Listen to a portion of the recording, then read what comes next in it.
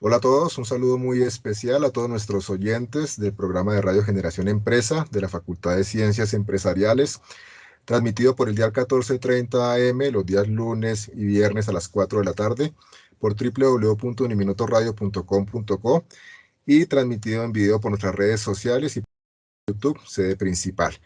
Un saludo muy especial a todos los que nos acompañan siempre, a los que nos comentan, a los que felicitan esta mesa de trabajo por los programas que estamos haciendo y que están siempre pendientes de la sintonía del programa. Como cada semana, unos invitados muy especiales. Voy a saludar primero a nuestros integrantes de la mesa de trabajo. Profe Luisa María, buenas tardes, ¿cómo estás? Buenas tardes, mi profe, para ti, para nuestros invitados y por supuesto para nuestro Cuchito. Desearles que Ampollita tengan está una... muy hermosa, Ampollita, está muy hermosa hoy. Gracias, mi Cuchito. Desearles que tengan una excelente semana y darle gracias a Dios porque tenemos salud, estamos vivos y bueno, pronto saldremos de todas estas circunstancias. Claro que sí, mi Luisa, y eso que dices sí es muy importante. Esta semana realmente he escuchado muchas noticias de personas cercanas, enfermas, fallecidas, padres de estudiantes y demás, y como tú dices, de verdad, ahora más que nunca estamos aprendiendo que cada día es un regalo, que cada día es una bendición y que hay que agradecerlo. Mi profe Jairito, Arias Cuchito, ¿cómo estás? ¿Cómo te ha ido, mi hermano? Hola, Cesarín. Hola, mi pollita hermosa. Hola, compañeros de la mesa de trabajo, profe Andrés. Qué rico estar aquí hoy y hoy en el día nuestro.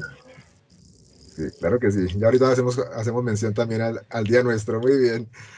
Mi profe Andrés Trillos, ya conocido por nuestros televidentes, nuestros oyentes. ¿Cómo está, profe Andrés? ¿Cómo le ha ido?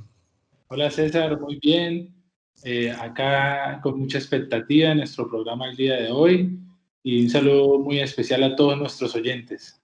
Muchas gracias, profe Andrés. El profe Andrés siempre acerca a esta mesa de trabajo y a Generación Empresa invitados muy especiales. Hoy tenemos invitado a Freddy Alonso Bautista. Él es gerente de inmobiliaria La Semilla en la ciudad de Bucaramanga. Bienvenido, Freddy. César, una feliz tarde para usted, para Luisa, para Andrés y para Jairo. Y de verdad que para mí es un gusto estar en esta tarde con ustedes. Gracias por la invitación. No, señora, a usted por aceptarla. Freddy y el profe Andrés nos propusieron hablar hoy de inversiones inmobiliarias, un tema bien interesante, y ese tema no lo habíamos tratado en Generación Empresa. ¿Por qué hablar de inversiones inmobiliarias, Freddy, profe Andrés? Lo primero que todo, somos en tiempo de pandemia y en este tiempo de pandemia uno de los sectores que ha sido bastante golpeado es el sector inmobiliario.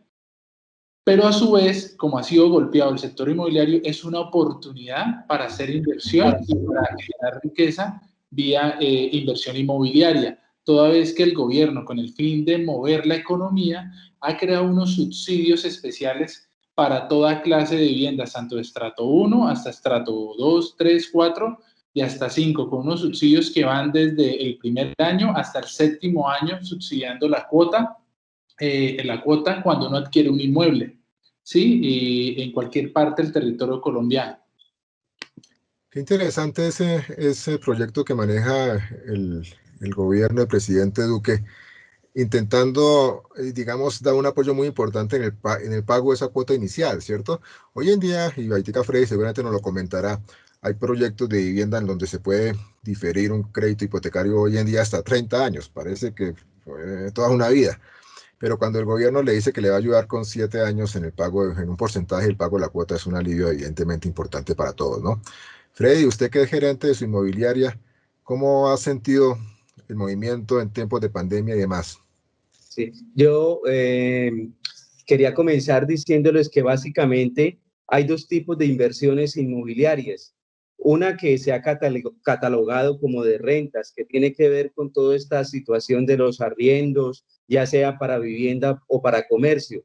Y hay otro tipo de inversión inmobiliaria que han catalogado, o sea, los estudiosos como de desarrollo, que tiene que ver con la construcción y con la venta de proyectos. Básicamente en este tiempo de pandemia se ha presentado una crisis financiera a nivel global y como lo decía Andrés, para algunas personas pues hay muchas dificultades económicas, pero también hay muchas oportunidades. Por ejemplo, en la cuestión de los arriendos de los inmuebles para vivienda y para comercio, eh, han habido infinidad de dificultades y problemas, pero básicamente se ha mantenido estable.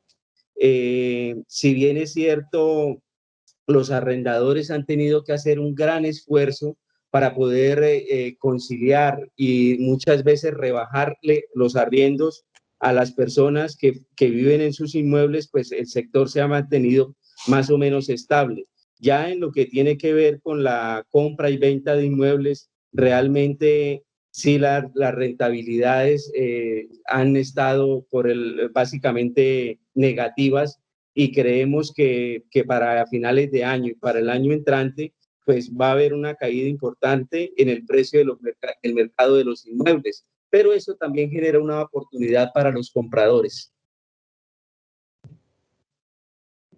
Profe Andrés, hablando un poquito acerca de lo que nos acaba de contar nuestro invitado, me surgió una duda y es tal vez la gente que debería tener en cuenta a la hora de querer hacer o invertir en inmobiliaria. Lo primero que todo, digamos, en este momento particular, Luisa, es qué es lo que quiere comprar, ¿sí? Como decir, la vivienda objeto y el inmueble objeto que quiere invertir. Segundo, mirar su capacidad de apalancamiento. Esta capacidad de apalancamiento normalmente la dan casi siempre las entidades financieras bancarias, que le dicen más o menos cuál es su capacidad máxima de endeudarse. En este momento, ¿qué, digamos, es importante para tener en cuenta, digamos, en inversión inmobiliaria? Por cada 100 millones que se presten, el gobierno está dando aproximadamente 36 millones de pesos, 36 millones de un inmueble mínimo de 100 millones de pesos. Esos 36 millones no es que cada 100 millones le dan 36 millones, no.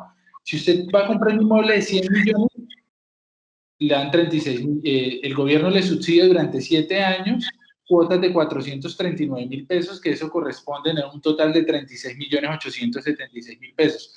Pero si compra una también de 200 millones, sigue el mismo cupo. ¿Esto a quién favorece?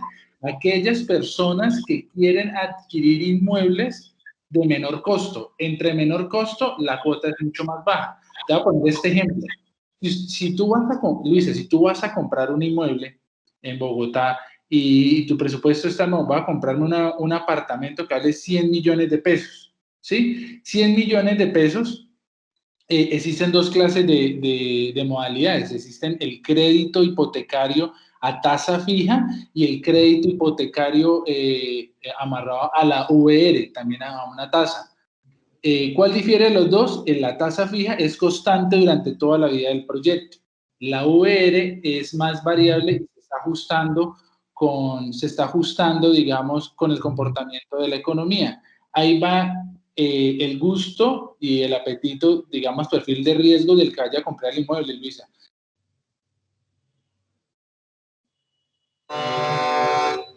Las tasas de interés del VR son mucho más bajas que una tasa de interés fija. Las tasas de interés de tasa fija están en el orden entre el 9%, perdón, entre el 11% y hasta el 9,8% efectivo anual fija en pesos. Mientras tanto que estamos hablando de una VR, la VR la podemos estar negociando con una entidad bancaria entre el 5,05% y el 7,55%.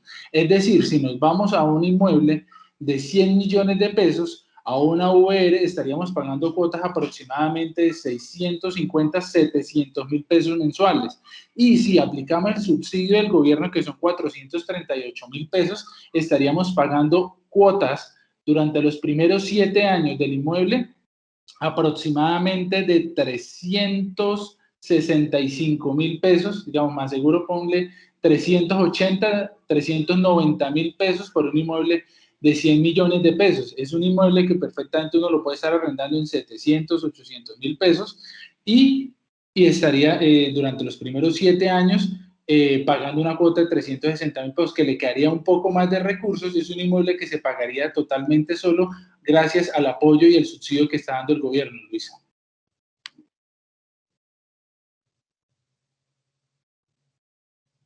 Jairito. En ese orden de ideas, cuando ya se habla de cifras y se meten los indicadores financieros y los resultados y todos estos temas más financieros, creo yo que hay una parte del sector de la población que queda por fuera del ejercicio. Es decir, es un ejercicio de inversión para quien tiene una capacidad de recurso. No es cualquier persona la que puede pensar en meterse en ese tema. Y creo yo, no sé si de pronto mi visión en ese lado pueda estar equivocada, que existe una especie como de grupo, no sé, no es una rosca, tampoco es una mafia, pero ya hay un grupo de pudientes propietarios que cada vez que levantan un nuevo edificio van y compran, van y compran, van y compran. Es decir, ya su negocio, su oficio, su quehacer rentable de vida está en ese comprar para arrendar. Entonces hace que sea como más complejo ese ejercicio tan bonito, así como tú lo pintas, mi profe Andrés. Freddy, dos preguntas. Una, todo eso que nos comentaba el profesor Andrés sobre cómo funciona el apoyo del gobierno, ¿es para que compre los colombianos que no tienen vivienda, o si ya tenemos vivienda y tenemos inversión, podemos comprar una nueva inversión sin restricciones? ¿Podríamos acudir a ese subsidio o eso tiene también límites de acuerdo a los ingresos familiares y demás, finalmente? Y lo otro, Freddy, ¿usted qué visión tiene de invertir en inmuebles como inversión? Porque muchos de los gurús de las inversiones consideran que invertir en inmuebles no es invertir realmente, porque es lo que se está adquiriendo es una gran deuda a muchos años. César, básicamente los subsidios de los que está hablando Andrés son para personas que van a adquirir una vivienda por primera vez. Entonces, la persona que desea adquirir ese tipo de inmuebles, lo que tiene que hacer es adelantar todos los trámites financieros en el banco y suministrar toda la documentación, toda la información que le solicitan, y aclararle al banco que es la primera vez que va a adquirir un inmueble y que ese inmueble va a ser para su familia, básicamente. Con respecto a tu otra pregunta, César, realmente hay personas, y también como lo decía Jairo ahora, que compran inmuebles para arrendar. Eso básicamente, en la actualidad y por la crisis financiera y el problema del COVID y lo que te comentaba, que las rentas ahorita de los inmuebles se han reducido sustancialmente, no sería en sí una buena inversión. Hay otro tipo de inversión con los inmuebles, que es la compra de inmuebles sobre planos. Ese tipo de compra de inmuebles sí básicamente es un buen negocio. ¿Por qué razón? Porque las personas compran sobre planos y ya cuando el inmueble está construido, pues lo ponen en venta.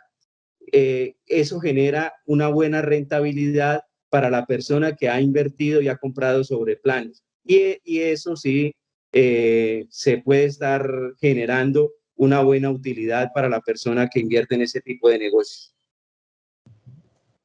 Ok, profe Andrés, quisiera preguntarte desde tu perspectiva, ¿cómo es el panorama para la inversión inmobiliaria, pues después ya de este año y que se vienen grandes cambios para el 2021? Pues veo, como decía Freddy, que si sigue, digamos, el efecto COVID en la economía, puede existir la posibilidad de una degradación de calificación crediticia. Esta degradación de calificación crediticia a nivel país puede generar un impacto en el valor del crédito y en cierta parte frenar capitales que ingresan al país. Y si esto se frena, puede estar llevando a que los precios de los inmuebles de forma colateral se vean impactados y que se genere, digamos, un descenso en dichos precios y por lo tanto podamos ver precios el otro año por debajo del 30, 20, 15% a lo que lo estamos negociando en este momento. El sector inmobiliario que posiblemente va a ser más afectado son los estratos altos, del 4, 5 y 6, se van a ver más afectados. digamos, por este efecto, por el efecto COVID y por el efecto de pandemia en el sector inmobiliario para el próximo año. Los otros sectores también se van a ver afectados, pero no tanto. Pero en general, Luisa, todo el sector inmobiliario va a tener un impacto y eso lo vamos a ver reflejado el próximo año en los precios de los inmuebles, tanto para vivienda como en sentido comercial. Mi profe Andrés, una preguntita. En ese ejercicio que planteas, en ese desarrollo, que obviamente la clase pobre, donde se supone se va el ejercicio de la vivienda de interés social o vivienda social, no cabe mejor la inversión en este momento en que el sistema está parado, está afectado, y que todos sabemos muy bien que la construcción es uno de los sectores industriales que más jalona toda la producción económica en cualquier lugar del mundo. Entonces, ¿no sería como más conveniente orientar recursos hacia eso, aprovechando la situación? Sí, profe Jairo, tocas un punto bastante neurálgico en la economía, y eso también lo está haciendo por lo que yo investigué respecto de las ayudas del gobierno. Las tasas para construcción son muchísimo más bajas que en el sector, digamos, en el sector de compra y venta de vivienda. Cuando uno va a hacer una construcción o una constructora se quiere apalancar para que le presten recursos, están en el orden del 3%, 4% efectivo anual, ¿sí? A tasa fija, o sea, son unas tasas que están muy por debajo de lo que está en el mercado, y lo están haciendo precisamente en este momento para incentivar la construcción, porque incentivan la construcción, están dando trabajo a esa mano de obra no calificada que tanto necesita ayuda, que tanto necesita apoyo, sí, en este tiempo de pandemia, profe Jairo. Freddy, siempre se ha considerado la construcción y por lo tanto el tema de inversión inmobiliaria como un indicador muy importante que jalona la economía. De hecho, después de que estábamos en cuarentena, digamos, absoluta, el primer sector que abrió el gobierno, que autorizó abrir, fue precisamente el de la construcción, ¿no? Obviamente pues de los grandes proyectos y demás. Eh, Porque además genera mucho empleo y genera muchos valores indicativos en el Producto Interno Bruto y en otros. También se habla que en el mercado inmobiliario está, por ejemplo, el tema de centros comerciales, de grandes superficies, de residencias estudiantiles. No solamente son proyectos de vivienda, ¿verdad? Sino que digamos que jalona todo lo que tenga que ver con construcción. Sí, es innegable que el sector de la construcción jalona toda la economía del país. Entonces, yo esperaría que para el año entrante, en vista de que las previsiones económicas establecen que para el año entrante va a haber una caída importante en el precio, en el mercado de los inmuebles, el gobierno nacional tendrá que tomar unas medidas serias de apalancamiento para este sector de la construcción, de manera que jalone toda la economía del país. Freddy, usted ya nos ha dicho 2 veces que hay predicciones para que el año entrante caiga o bajen los precios de los proyectos de vivienda. ¿Eso qué análisis le merece a usted? Porque digamos que para nosotros como consumidores podría ser una oportunidad de poder adquirir vivienda de una manera más fácil, pero no sé qué visión tiene usted al respecto. Sí, por supuesto. Es decir, depende del lado en que la persona esté. Si, por ejemplo, estamos hablando de los constructores, de las personas, pues lógicamente ellos se van a ver bastante afectados. Pero lo importante es que personas como que quieran adquirir vivienda, pues van a tener una gran oportunidad, y sobre todo también, como lo decía Andrés, con estas ayudas que está prestando el gobierno o dando el gobierno nacional, pues habrá muchas posibilidades y mucha oferta para poder adquirir inmuebles a precios a precios módicos, y van a haber muchas posibilidades también de acceder al sector financiero para poder solicitar créditos y adquirir estos inmuebles. El profe Andrés nos hacía un interesante análisis de las diferentes cuotas que se ofrecen en el mercado cuando hablamos de créditos inmobiliarios, de la cuota fija, del VR y demás.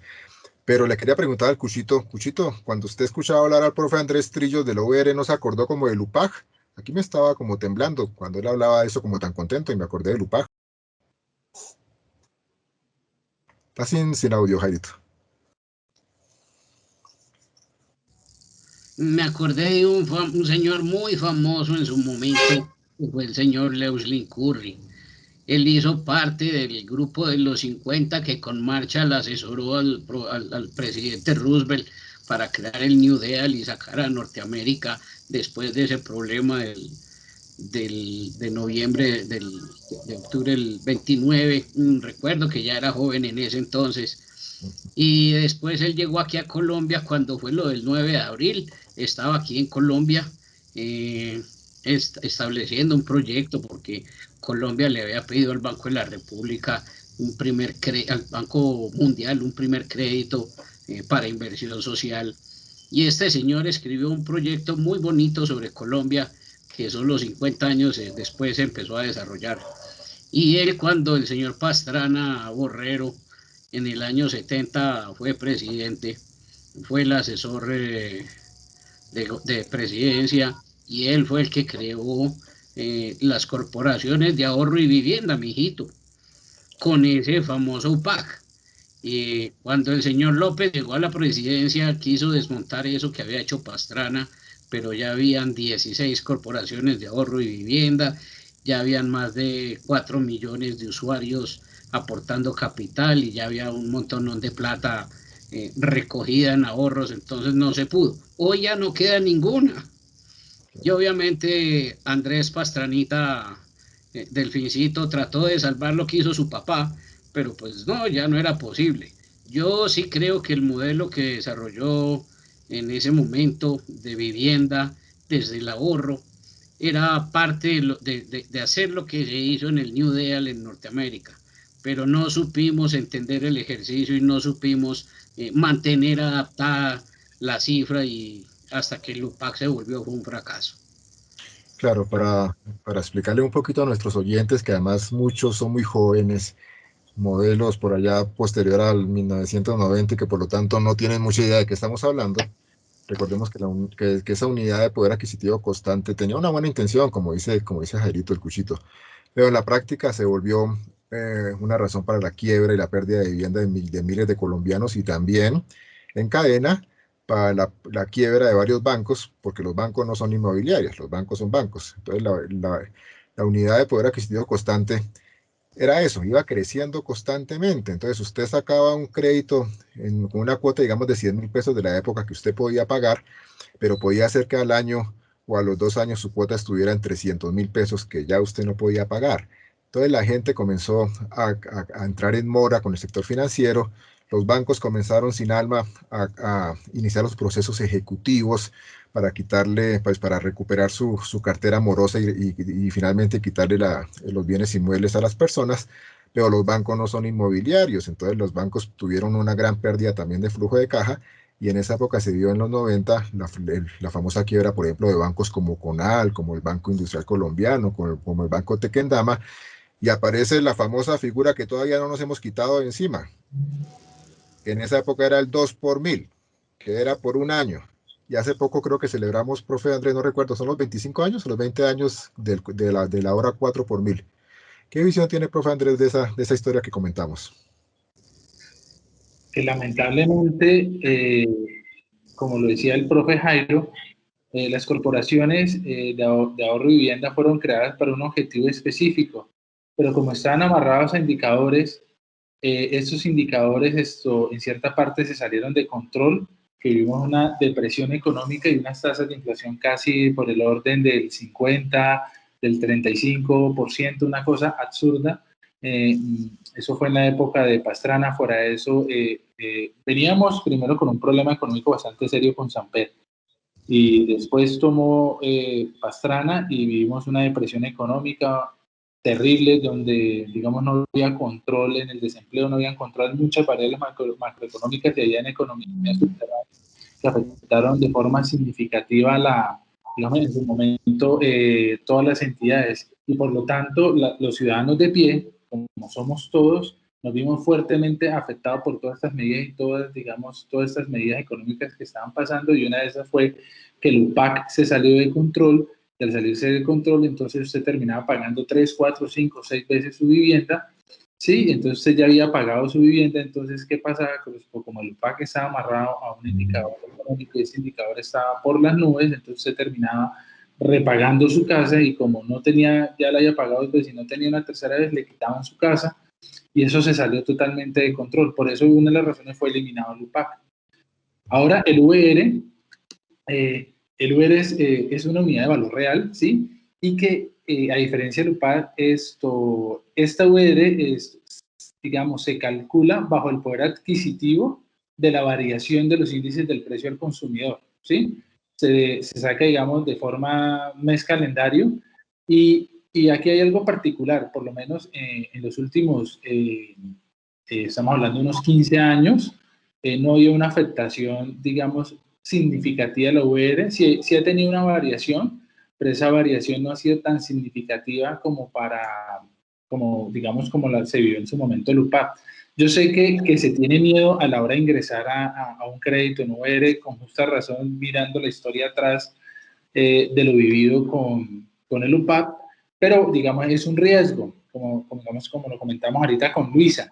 Digamos, una persona que puede comprar un inmueble se puede apalancar de 2 formas, a través, bueno, recursos propios, 2, a través de créditos a tasa fija. Entonces, a tasa fija ya sabemos cuánto vamos a pagar durante toda la vida del crédito, o 2, dejarle una parte a la incertidumbre. Pagamos menos, pero podemos estar pagando a futuro mucho más o mucho menos dependiendo a la variación de este índice, perdón, de la VR que está amarrado al índice del consumidor. Muy bien. Freddy, encontraba algunas cifras interesantes. En el 2020, 193.000 proyectos inmobiliarios nuevos solamente en Bogotá. Y esos incluyen obviamente grandes superficies, supermercados, centros comerciales, residencias estudiantiles, no la residencia donde va el cuchito con sus gallinitas, sino residencias estudiantiles. Freddy, ¿cómo se ha movido el mercado inmobiliario en Bucaramanga? La situación en Bucaramanga con esto, en este año 2020 con el COVID ha sido bastante complicada y bastante compleja. Hay muchas personas, sobre todo en el sector comercial, que están entregando inmuebles. Los que tenían inmuebles arrendados se han visto sometidos a un problema económico grave y eso ha obligado a que se haga mucha entrega de inmuebles. Por eso, si las personas que tengan la oportunidad o vivan en la ciudad, en este tiempo han observado que muchísimos inmuebles, inclusive de los centros comerciales aquí importantes de la ciudad, están desocupados, han hecho entrega de los mismos, porque muchos de los arrendadores o de los no han podido realizar acuerdos y inclusive se ha acudido mucho a la vía judicial para solucionar estos problemas que se han venido generando. Y todo esto también, como tú sabes, repercute también en el sector vivienda, porque las personas, sobre todo las personas independientes, que no tienen trabajos estables o que no trabajan con el gobierno o que no trabajan con el sector, con sectores formales de la economía, que trabajan en la informalidad, pues han visto reducidos sustancialmente los ingresos y eso ha provocado pues que también en el sector vivienda se hayan presentado serios y complicados problemas en el pago de los cánones de arrendamiento. Y lógicamente todo esto también ha influido en el sector de la compra y venta de proyectos. Es cierto que hay mucha demanda, pero la verdad es que la gente se está absteniendo por el momento de hacer compras de inmuebles, sobre todo aquí en el sector de Bucaramanga. Claro, de alguna manera hay una gran incertidumbre sobre el futuro y eso genera cierto temor, inclusive a invertir y demás. Freddy, usted que se mueve en el sector inmobiliario y sobre lo que comentaba, tengo una pregunta. ¿Cómo están respondiendo en este momento las inmobiliarias, por ejemplo, que tienen consignados apartamentos y que las personas se están comenzando a colgar en el pago de los cánones de arrendamiento, pues porque simplemente han perdido sus empleos, tienen congelados sus trabajos y demás? ¿Las pólizas de las inmobiliarias sí están teniendo que responder por esos cánones al arrendador o cómo está funcionando en este momento en la realidad del tema? Sí, pues básicamente lo que hemos hecho como inmobiliaria y también entendiendo a los arrendadores y a los arrendatarios, y de acuerdo a lo que ha establecido también el gobierno nacional, lo que se trató de hacer en un primer momento y de acuerdo a esos lineamientos fue tratar de llegar a un acuerdo amigable y amistoso entre arrendador, arrendatario y nosotros como inmobiliarias como intermediarios, tratando de ¿qué? De que se llegaran a arreglos amigables. ¿En qué consiste un arreglo amigable? En que, por ejemplo, si el arrendador tiene problemas, el arrendatario tiene problemas para cancelar un canon de arrendamiento, pues se hablaba con la persona, se trataba de llegar a un acuerdo. En muchos casos y en la inmobiliaria que nosotros manejamos, de común acuerdo se hicieron reducciones en el pago en los cánones de arrendamiento. Si una persona pagaba, por ejemplo, 800,000 pesos de arrendamiento, se bajaba el canon de arrendamiento a 600,000 pesos con el propósito de que la persona pudiera continuar en el inmueble y que pudiera cancelar el canon. Muchos de estos arreglos llegaron a feliz término y de hecho, pues ahora que se abrió un poco más la economía, pues las cosas pudieron cancelar y se dieron las situaciones y las cosas para arreglar. Pero hay muchas personas que también por ya casos bastante extremos no pudieron continuar con los cánones de arrendamiento y una vez se levantó el decreto que el gobierno nacional había fijado, pues se hicieron la entrega de los inmuebles y en muchos casos también se tuvo que iniciar procesos judiciales para obtener la entrega de esos predios y lógicamente el pago de los cánones de arrendamiento. Freddy, yo tengo una pregunta, no sé si se alcanza a identificar.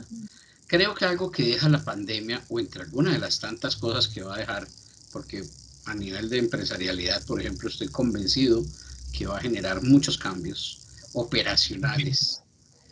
Creo que algo que las personas alcanzan a identificar o a darse cuenta es que es mejor en tiempos de pandemia estar en el campo o en los pueblos a estar en la ciudad. Es decir, la ciudad es el foco de riesgo, es el foco de posible contagio.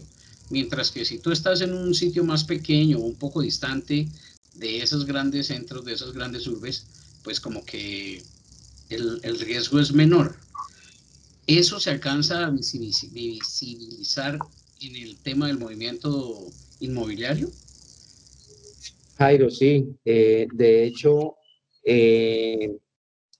hay muchas personas que se puede decir que volvieron básicamente a sus raíces. Por ejemplo, acá Bucaramanga, que no es una ciudad tan grande, muchas personas que habían emigrado a la ciudad, pues decidieron como volver precisamente a los sitios de sus pueblos, de donde se estaba viviendo antes. ¿Por qué razón? Porque allá los gastos son diferentes, ¿no? Aquí en la ciudad, la verdad es que los gastos son bastante altos de alimentación, de arriendos, mientras que en un pueblo, en un sitio acá cercano a la ciudad, la verdad es que los cánones son mucho más económicos, más asequibles y también está la familia, muchas personas tienen cercanías con familia, entonces todo eso pues ha facilitado que muchas personas se tengan que movilizar hacia las cabeceras de las ciudades, no a las cabeceras, sino a los pueblos o a los sitios cercanos acá de la ciudad.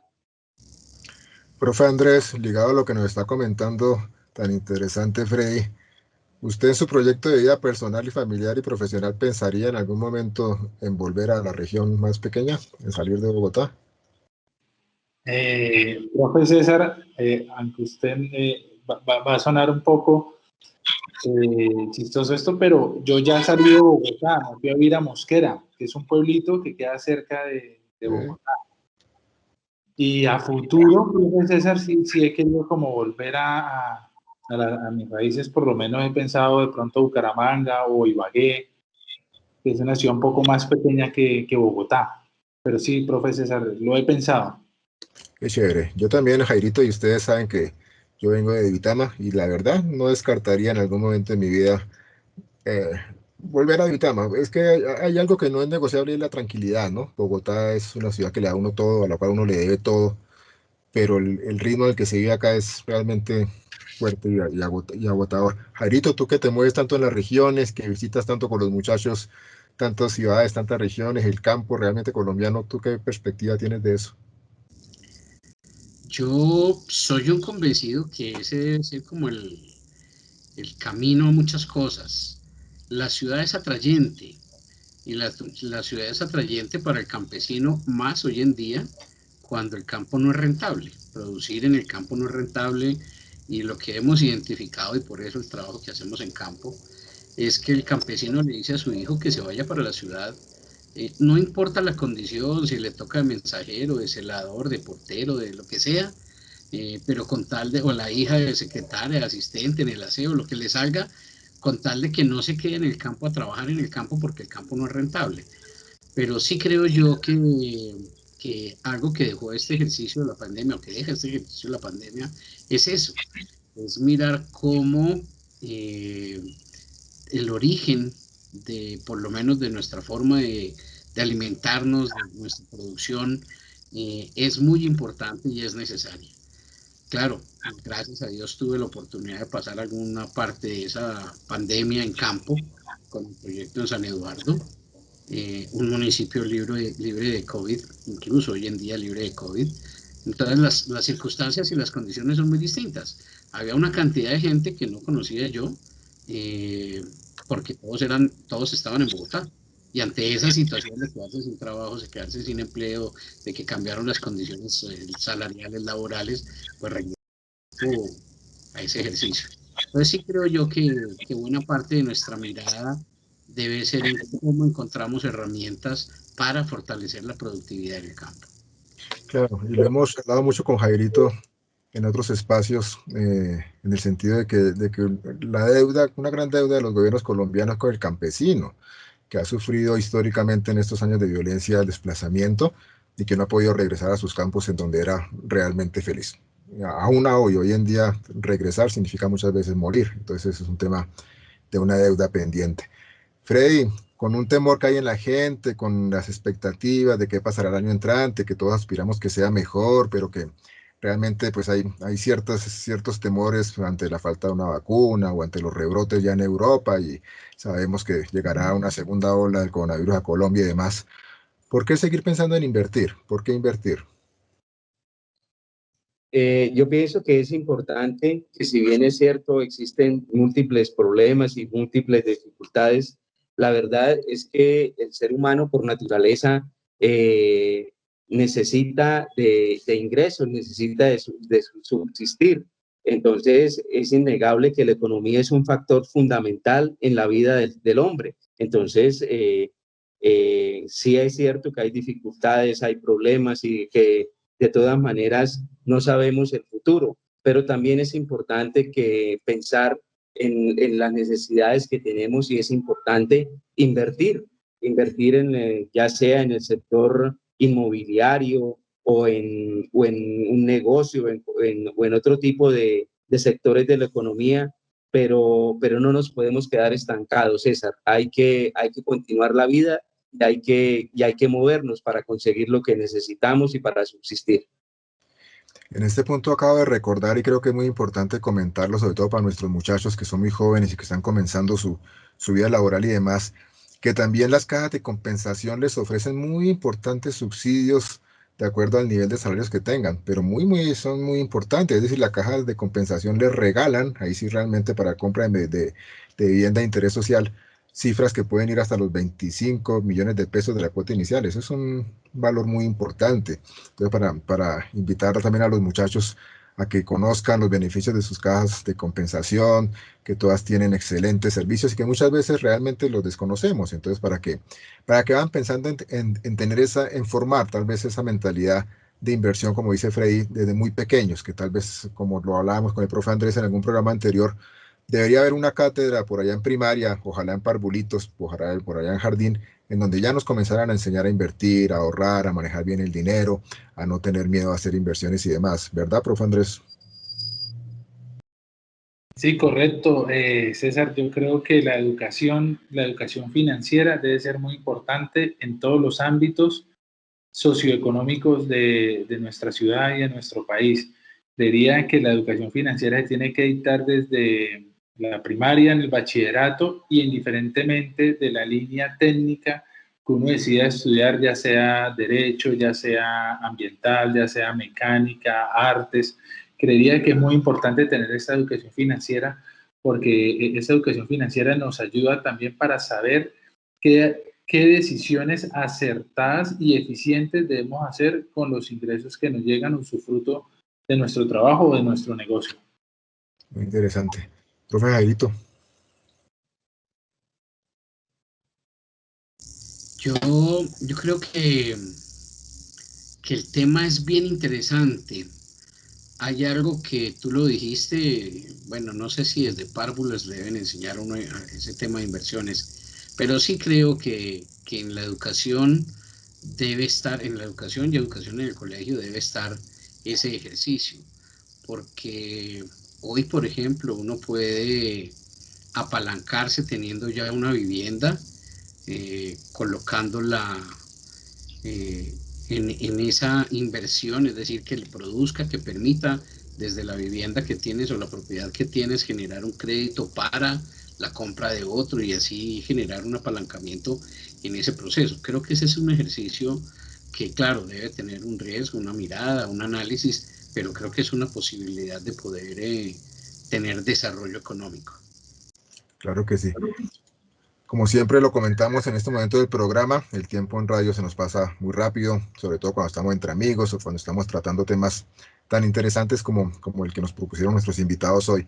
En este momento siempre le pido a los invitados y a la mesa de trabajo que le envíen un mensaje a a nuestra comunidad académica, a nuestros profesores, estudiantes, administrativos, a tantas personas ajenas a Uniminuto, a la familia Uniminuto, que nos escuchan y nos ven por los diferentes canales y por las diferentes redes sociales. Profe Andrés, ¿qué mensaje le quiere enviar hoy usted a todos nuestros oyentes y televidentes? Sí, a todos nuestros oyentes y televidentes, ya que tocamos un último tema, la educación financiera es muy importante y hoy en día que ya tenemos YouTube, ingresemos, eduquémonos y hoy nuestro tema que fue la educación, la inversión en el sector inmobiliario, eduquémonos en el sector inmobiliario, quien quita que por ahí sea nuestro futuro, quien quita que por ahí pueda ser nuestra fuente de libertad financiera y que no solamente nos apoyemos a nosotros y digamos logremos la libertad financiera, sino que también ayudemos a otros a progresar y ayudar también a nuestras familias. Bien, Freddy, agradeciéndole el haber participado en el programa y el haber aceptado la invitación. Qué interesante estuvo este programa. ¿Qué mensaje le quiere enviar usted a nuestros oyentes y a todos los que nos están viendo?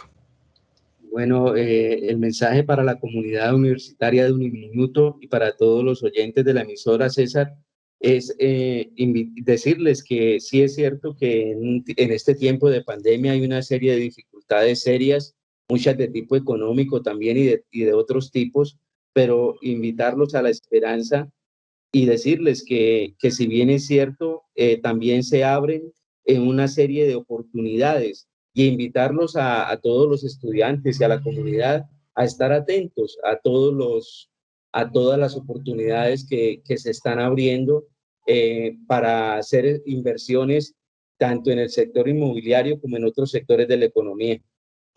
Muchas gracias, Freddy. Profe Jairito. Bueno, yo creo que es un tema bien interesante, que tiene muchas aristas, mucho por tocar, pero creo que así como tú lo dijiste al principio, pues es la primera vez que tratamos este tema, por lo menos en el último par de años. Alcanzamos a hacer como un barrido, un sondeo muy rápido de lo que es el ejercicio inmobiliario y de lo que pueden ser las inversiones. Creo que hay que resaltar lo que nos decía Andrés, y es estar muy pendientes, es decir, vaya ahorrando desde ya para que el próximo año, cuando venga ese tema de que la situación va a ser compleja y que va a haber oportunidades de adquisición, pues poder estar ahí en la jugada. Sí creo, como lo dijo Andrés, que es un ejercicio, es una segunda forma de poder obtener recursos e ingresos. Me parece que es muy viable el tema. Muy bien. En este momento, como siempre, un saludo muy, muy especial a toda nuestra comunidad académica, a nuestros estudiantes, a nuestros profesores, a todos nuestros seguidores en redes sociales, a los que nos escuchan por el 14:30 AM los lunes y los viernes a las 4 PM, quienes ven los podcasts en www.uniminutoradio.com.co o escuchan la transmisión de la emisora, y a las personas que ven los videos que grabamos del programa de radio en el canal de YouTube de Uniminuto Sede Principal y en nuestras redes sociales. Un saludo de optimismo a todos y quiero unirme a ese mensaje, digamos, de alguna manera estar preparados para las oportunidades. Creo que eso es muy importante en la vida. En el tema de inversiones, de finanzas y demás, creo que uno debe estar preparado para las oportunidades, porque estas aparecen y si estamos listos las podemos tomar. Un abrazo para todos, síganse cuidando, Dios los bendiga, prioricen la salud y nos vemos en la próxima emisión de Generación Empresa. Un abrazo para todos, cuídense mucho